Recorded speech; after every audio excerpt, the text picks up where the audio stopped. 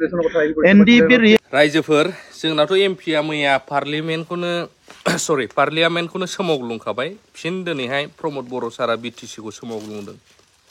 बाथ्राया जाहैबाय खोनासंब्ला मिथिगोन फार्स्टआवनो एनडिपिफोरनि खौरां फैग्रोबाय। आं सानो नोंथांमोना खोनासंजोबोब्ला नाब्ला सारनि खोथा गनायनि खोथाबो फैगोन बे भिडिअ'। आंबो कमप्लिट नायजोबखायाखै, नाथाय फार्स्ट स्टार्टिंआवनो सोमावग्लुंखादों बिटिसि बिटिआरखौनो। बिथाङा मा फोरमायदों बर' हारिनि मोजांनि थाखाय नोंथांमोना खोनासंबानो जाबाय। NDP রিহেবিলিটেশন আমার 600 অলপ মানে বেশি রই আছে, সেইখিনি কাৰণে মুখ্যমন্ত্ৰী ডাঙৰীয়া ইতিমধ্যে এপ্ৰুভেল দিছে। আমি আশা ৰাখিছো 27 জানুৱাৰীৰ ভিতৰত তেখেতসকলক দিব পাৰিম।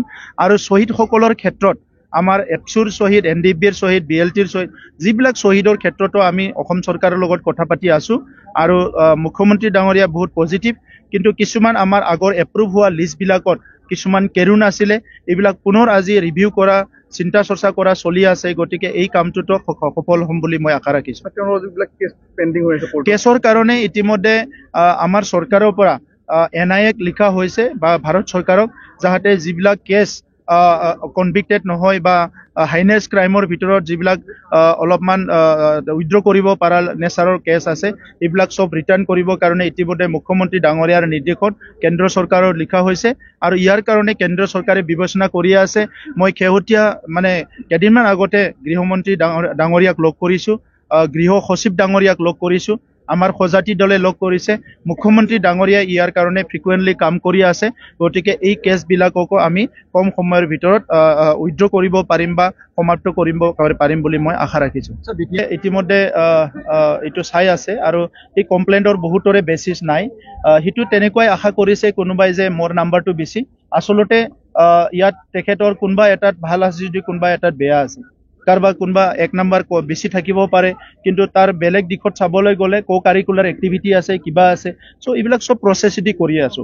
আৰু মই প্ৰত্যেকটো বিষয়টো মই নিজে চাই আছো, কাৰণ আগৰ সময়বিলাকত দুখীয়া ল'ৰা ছোৱালীবিলাকে ঘোষৰ কাৰণে চাকৰি ল'ব পৰা নাছিলে।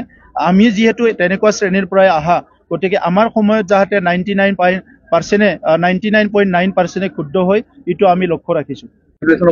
NDP ৰিহেবিলিটেশ্যন আমাৰ 600 অলপ মানে বেছি ৰৈ আছে, সেইখিনি কাৰণে মুখ্যমন্ত্ৰী ডাঙৰীয়া ইতিমধ্যে এপ্ৰুভেল দিছে।